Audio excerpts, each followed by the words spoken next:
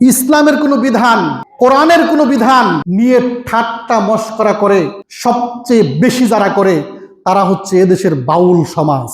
এদেশের বাউলরা ইসলামের বিভিন্ন বিষয় নিয়ে তারা ঠাট্টা মশকরা করে। সহজ সরল মুসলমানদেরকে তারা ইসলামের ব্যাখ্যা দেওয়ার নামে ইসলামের বিভিন্ন বিষয় নিয়ে ঠাট্টা মশকারি কটাক্ষ করে। আমি আপনাদেরকে একটি উদাহরণ দিচ্ছি। কোরআনুল কারীমের সর্বশেষ সূরার নাম কি? সূরাতুন নাস।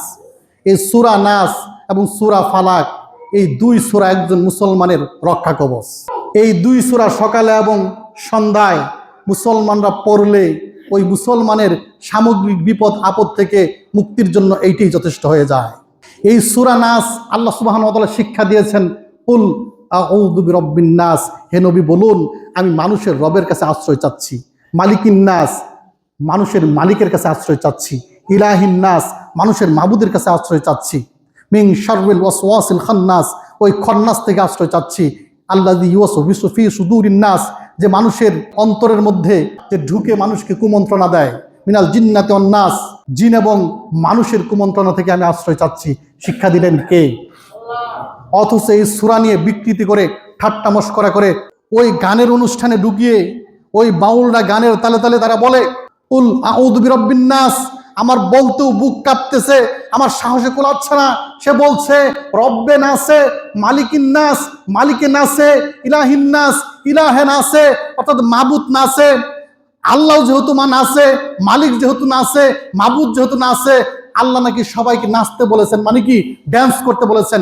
যে নাচ শব্দের অর্থ মানুষ, আর বাউল সেই নাচ শব্দটাকে সেই অর্থ না করে সেই ইংরেজি ড্যান্সের সাথে তুলনা করলো, নৃত্যের সাথে তুলনা করলো। আর এই কথা শুনে আপনি যদি হাসেন, আপনার হাসলেও ঈমান থাকবে না। আপনার হাসলেও ঈমান কেন থাকবে না? আপনাকে যদি বলা হয় আপনার মা নাচে, আপনার বাবা নাচে, আপনার বোন নাচে, আপনার বউ নাচে, সবাই মিলে নাচে, আপনি কি সহ্য করবেন? আর আপনার সামনে আপনার রবকে নিয়ে সে বলে রব নাচে, আপনার মালিককে নিয়ে সে কটূক্তি করে মালিক নাচে, আপনার মাবুদকে নিয়ে কটূক্তি করে চলে মাবুদ নাচে। আর তার সামনে বসে বসে আমাদের মুসলমানরা, নামদারি মুসলমানরা ওই বাউল গান শুনে আমি প্রশ্ন করি তোমাদের ঈমান কোথায়? সিটে ফুটা ঈমান থাকলেও ওই বাউলের গলায় তুমি চেপে ধরতে এত বড় দুঃসাহস! তুমি আমার রবকে নিয়ে, যে রবের নামে আমি সালাত আদায় করি, সূরা ফাতিহা শুরু করি, যে রবকে আমি সাজদায় বলি, যে রবের প্রশংসা আমি রুকুতে করি, আর তুমি সেই রবকে নিয়ে কটূক্তি করতেছ, তোমার সাহস কোথায়? ন্যূনতম ঈমান থাকলে, ন্যূনতম ইসলাম থাকলে অবশ্যই অবশ্যই ওই মাহফিলে, ওই বাউল গানে ওই বাউলের এই দুধটাকে চেপে ধরে হত্যা করে ফেলতো। কিন্তু আফসোস ওই মুসলমান আমাদের দেশে নাই। তারা শুনে গিলে এবং হাসে। শুধু তাই নয়, বিভিন্ন বিধানকে অস্বীকার করে। এক বাউল গানে গানে বলতেছে, গানের তালে বলতেছে পর্দাকে অস্বীকার করে। সে বলছে জন্মের সময় পর্দা লাগে না, কোনো মানুষের জন্মের সময় পর্দা লাগে না, জন্মের পরে যখন বড় হলো তার পর্দা লাগবে কেন? তার পর্দার কোনো প্রয়োজন নাই। অর্থাৎ পর্দা করতে হবে না, পর্দার প্রয়োজন নাই। আল্লাহ তাআলা এই পর্দার হুকুম কেন করলো? মানে আল্লাহর বিবেচনাকে সে প্রশ্ন করছে। তার চাইতে বড় আশ্চর্য বিষয় কি জানেন? যারা ন্যূনতম সালাত আদায় করে, টুপি মাথায় দেয়, জুব্বা পরে, পাঞ্জাবি পরে, তারাও মনে করে বাউল গান ওয়াজ মাহফিলের মতো। যারা যাত্রা গান শুনে না, নাটক দেখে না, সিনেমা দেখে না, তারা পর্যন্ত বাউল গান শুনতে চেষ্টা করে, বাউল গান যায়, বাউল গানের সামনে বসে থাকে। এটা কেন জানেন? ইসলাম সম্পর্কে না জানার কারণে, না বোঝার কারণে। আপনি বুঝে নেন, যাত্রা গান থেকেও কোটি কোটি গুণ খারাপ হচ্ছে বাউল গান। যাত্রা গান যারা দেখে, গান শুনে, তাদের গুনাহ হয়। যাত্রা গানে মেয়ে নাচায়, জিনা হয়, চোখের জিনা হয়, কবিরা গুনাহ হয়। কিন্তু যাত্রা গান যারা দেখে তারা মনে মনে জানে এই কাজটা করতেছি, গুনার কাজ করতেছি, ভালো করতেছি না, বাদ দিব, আল্লাহর কাছে তাওবা করব, এমনটা মনে করে না? করে না? কিন্তু অপরদিকে বাউল গানের মধ্যে গান হয়, বাজনা হয়, পাশাপাশি ইসলামকে নিয়ে কটাক্ষ হয়। কবিরা গুনার পাশাপাশি কুফরি হয়, কবিরা গুনার পাশাপাশি তারা নিজেরাও কাফের এবং মুরতাদ হয়, এবং যারা শোনে তাদের ঈমান আকীদা নষ্ট করে তাদেরকেও কাফের এবং মুরতাদে পরিণত করে।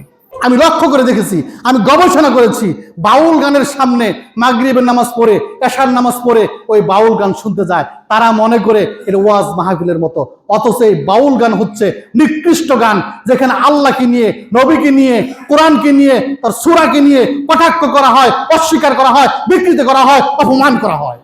শপথ নিতে হবে, বাউল নামের কোনো ফাউল, কোনো কাফের এবং মুরতাদ আমার আপনার চোখের সামনে যদি ইসলামকে নিয়ে কটূক্তি করে, ইসলামকে নিয়ে বাজে মন্তব্য করে, ইসলামের বিভিন্ন বিধানকে অস্বীকার করে, আপনি একাই যথেষ্ট, একাই আপনি মুহাম্মদের উম্মত, একাই ইব্রাহিমের সন্তান।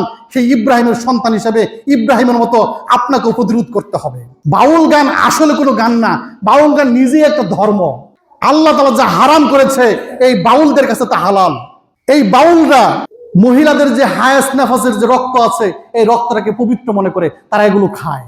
বাউলদের মধ্যে পুরুষ বাউল তার মহিলা যে মুরিদ আছে, ভক্ত আছে, অনুরাগী আছে, তাদের সাথে অবৈধ মেলামেশাকে ইবাদত মনে করে।